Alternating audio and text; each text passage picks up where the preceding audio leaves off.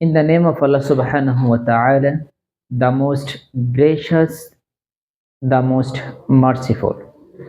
Countless blessing and peace be upon our beloved Prophet Muhammad sallallahu alaihi wasallam.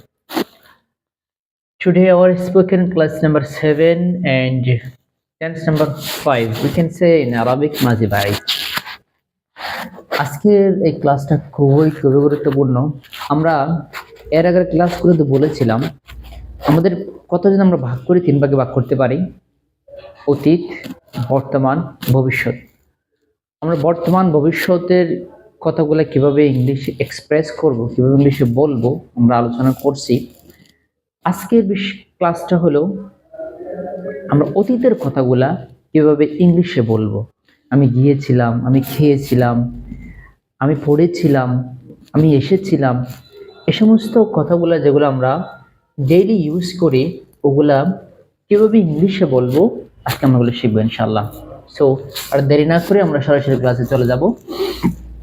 এটা হলো মাজি বাঈদ, দূরবর্তী অতীত। আমরা জানি প্রত্যেকটা ভার্বের 3টা ফর্ম থাকে: V1, V2, V3, past form, present form, past participle form। আমরা সহজেই বলতে পারি V1, V2, V3। সো আমরা এতদিন পর্যন্ত যে টেন্সগুলো আমরা গঠন করছিলাম প্রত্যেকটা টেন্স V1 দিয়ে গঠন করছি। আজকের টেন্সটা খুবই ইজি, খুবই সিম্পল। এটা হলো জাস্ট সাবজেক্টের পর আমরা V2 নিয়ে আসবো, তাহলে আমাদের মাজি বাঈদ অর্থাৎ 5 নম্বর টেন্স দূরবর্তী অতীত গঠন হয়ে যাবে। সো চলো শুরু করি। আমি এখানে 3টা ফর্ম লিখছি: টেক, টেক, টুক, টেকেন, 3টা ফর্ম। প্রত্যেকটা ভার্বের 3টা ফর্ম থাকবে: গিভ, গেভ, গিভেন, গো, ওয়েন্ট, গন, কাম, কেম, কাম, কল, কল্ড, কল্ড। এটা হলো রেগুলার ভার্ব আর এই 3টা হলো ইররেগুলার ভার্ব। ইররেগুলার ভার্বের মধ্যে V1 এবং V2, V3 ডিফারেন্ট হয়ে থাকে, এজন্য এগুলার ইররেগুলার ভার্ব বলে। সো আমরা সরাসরি এখন প্র্যাকটিস চলে যাব। আমরা আই দিয়ে প্রথমে প্র্যাকটিস করব। আই টুক, আমি নিয়েছিলাম। আই ডিডন্ট টেক, আমি নিইনি। ডিড আই টেক, আমি কি নিয়েছিলাম। ডিডন্ট আই টেক, আমি কি নিইনি। when did I take, আমি কখন নিয়েছিলাম। when didn't I take, আমি কখন নিইনি। সো আমরা আই দিয়ে প্র্যাকটিস করলাম। সো এখানে সিম্পল যে টুক, এখানে ভার্ব, এটা টুক, এখানে V2। যখন আমরা নেগেটিভ করব তখন হেল্পিং ভার্ব যেটা আছে এটা do, did, helping verb V2 হবে আর মেইন ভার্বটা হবে V1 এ হবে। এভাবে স্ট্রাকচার গঠন হয়। আমরা অত ডিপলি বোঝার দরকার নেই, জাস্ট অতটুকু বুঝছি যতটুকু আমাদের স্পিকিং করা দরকার। যতটুকু না বুঝলে না অতটুকু আমরা বুঝছি। জাস্ট যখন নেগেটিভ করব এবং প্রশ্নবোধক করব তখন হেল্পিং ভার্বটা V2 হয়ে আসবে আর মেইন ভার্বটা V1 হয়ে আসবে। ইউ দিয়ে প্র্যাকটিস করব। ইউ, গিভ, গেভ, গিভেন দিয়ে প্র্যাকটিস করব।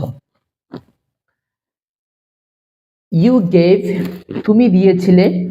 You didn't give, you didn't give, তুমি দাওনি।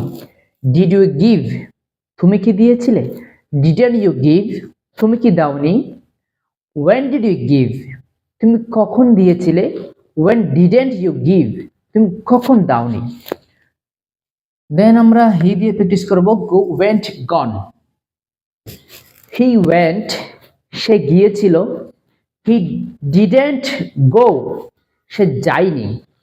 এই যে নেগেটিভ এসে গুর যে বেস ফর্ম ওটা চলে আসবে এবং হেল্পিং ভার্বটা V2 হয়ে যাবে। তাহলে হি ওয়েন্ট, সে গিয়েছিল। হি ডিডন্ট গো, সে যায়নি। ডিড হি গো, সে কি গিয়েছিল। ডিডন্ট হি গো, সে কি যায়নি। হোয়াই ডিড হি গো, সে কেন গিয়েছিল। হোয়াই ডিডন্ট হি গো, সে কেন যায়নি। আমরা উই দিয়ে প্র্যাকটিস করব। কাম, কেম, কাম, আসা। উই কেম হবে, V2 হবে। উই কেম, আমরা এসেছিলাম। উই ডিডন্ট কাম, আমরা আসিনি।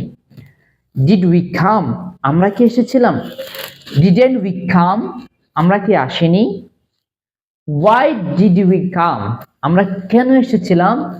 why didn't we come? আমরা কেন আসিনি? এরপরে আমরা প্র্যাকটিস করব ইউ দিয়ে, তোমরা। কল, ইউ কল্ড, তোমরা ডেকেছিলে। ইউ ডিডেন্ট কল, কল্ড হবে না, বি1। ইউ ডিডেন্ট কল, তোমরা ডাকোনি। ডিড ইউ কল, তোমরা কি ডেকেছিলে? ডিডেন্ট ইউ কল, তোমরা কি ডাকোনি? ওয়াই ডিড ইউ কল, তোমরা কেন ডেকেছিলে? ওয়াই ডিডেন্ট ইউ কল, তোমরা কেন ডাকোনি? আমরা দে দিয়ে প্র্যাকটিস করবো। এট লাস্ট দে দিয়ে প্র্যাকটিস করব। গিভ, গিভ দিয়ে প্র্যাকটিস করি। দে গেভ, তারা দিয়েছিল। দে ডিডেন্ট গিভ, তারা দেয়নি। ডিড দে গিভ, তারা কি দিয়েছিল? ডিডেন্ট দে গিভ, তারা কি দেয়নি? হোম ডিড দে গিভ, তারা কাকে দিয়েছিল? হোম ডিডেন্ট দে গিভ, তারা কাকে দেয়নি? সো এভাবে আমরা যে সাবজেক্ট আছে প্রত্যেকটা দিয়ে প্র্যাকটিস করব। যদি চান সাবজেক্ট ভার্ব একটা অবজেক্টও বাড়াইতে পারেন। যদি কষ্ট হয়ে যায় তাহলে শুধু মেন হলো আমাদের স্পিকিং এর মধ্যে অনেকে বলে স্ট্রাকচার লাগবে না। দিন শেষে যাই হোক, যেহেতু আমরা বাঙালি আর ইংলিশ হলো আমাদের সেকেন্ড ল্যাঙ্গুয়েজ, সেকেন্ড ল্যাঙ্গুয়েজ হিসেবে আমাদের কিন্তু অবশ্যই স্পোকেন করার মতো স্ট্রাকচার অবশ্যই লাগবে।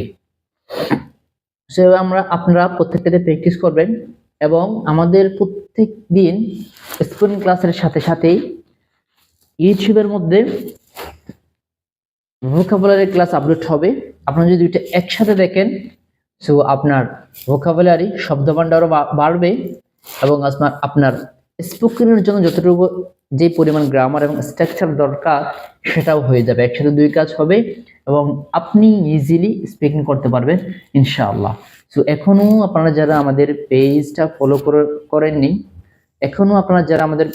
ফলো করেননি অবশ্যই ফলো করবেন এবং কল্যাণার্থে মানুষের সাথে শেয়ার করবেন এবং আমাদের ইউটিউব চ্যানেলটা অবশ্যই সাবস্ক্রাইব করতে ভুলবেন না।